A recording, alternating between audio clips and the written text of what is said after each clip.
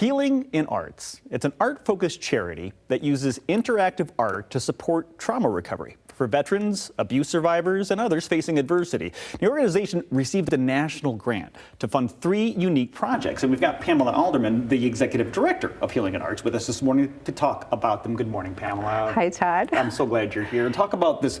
Well, first, before we talk about this grant and this great artwork, let's talk about what Healing in Arts does. So we create interactive healing experiences that build hope, care, and connections. We service people like adults with disabilities, veterans with PTSD, and children involved in the justice system, among other groups. Okay, so if folks have, well, they've gone through something. They've gone through something. Right, and this is a place for them to... we create these beautiful art pieces that maybe they're painting tiles or they're doing some sort of other activity to painting something or tearing or whatever, making these beautiful collages that'll be just really lovely pieces that are shown in different, like we have 7 pieces at the Kent County Courthouse in Grand Rapids. Oh, wow. Okay. Yeah. So this stuff is this isn't just, therapy. This is some really fine art that's coming out of this. You really look at some of the art that we're seeing on our screens right now is just amazing. So this is a process. This is therapy. Yes, and with a healing base, and it brings people together, and so it helps build friendship and inspires hope, and people just get really excited about making something beautiful, and then when it's up on display, they go, "Oh, I did that little part. That's my work." It really is a sense of community, yes. Right? You got somebody to talk to. There's somebody who understands, right? And for veterans, that's got to be very important. Yes, our veteran work is very important. My husband served 20 years, and I'm a military mom as well, a Blue Star mother. But I was in the military environment with my husband's work, and so I feel like I have an understanding of, at least some understanding of what veterans go through, but sure. I'm always learning through our different art projects as I meet more veterans and hear their stories. I'm sure with all the unique, everyone's life's different, but there are some common themes that run through all of those families. And that Stars of Honor, that's one of the pieces that not only created, but going to be an art prize. Yes, going to be an art prize. It'll be showing at Veterans Memorial Park. And it's just, these art projects help get the veteran out of the dark basement where their thoughts are spiraling in a negative way, and they come out and they're meeting others, they're doing something fun.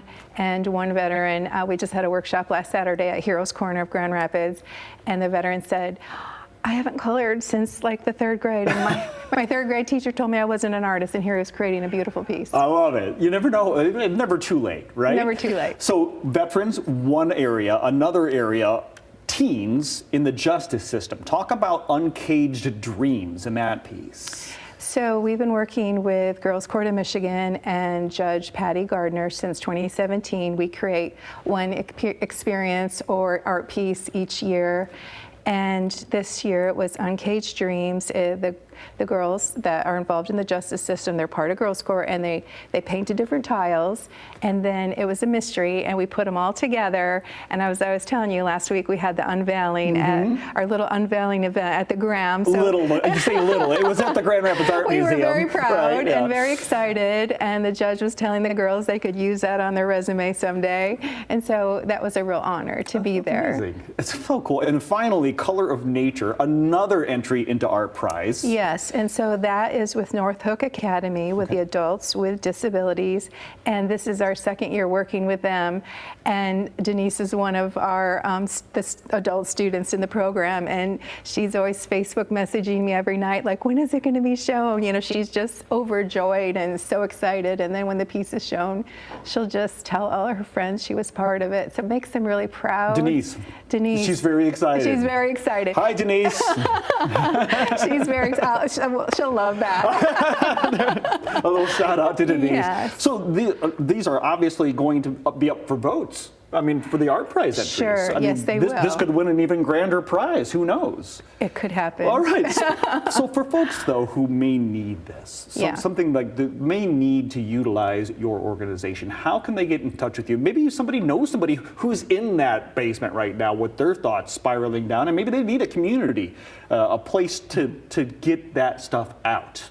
How do people connect with Healing and Arts? So they could, on Instagram, they could go to @Healing and Arts Okay. with an S, or they could contact us through our website, healingandarts.org. .org. Perfect. All right, so there's simple enough information for you. Healing in Arts, and look at that, we put it on the screen to make it even easier. healinginarts.org. And don't forget, during Art Prize, September 18th, several of these pieces, as you just heard, Color of Nature is going to be there, as well as Stars of Honor is going to be there, Veterans Memorial Park, if you want to take a look at those during Art Prize. We'll be right back.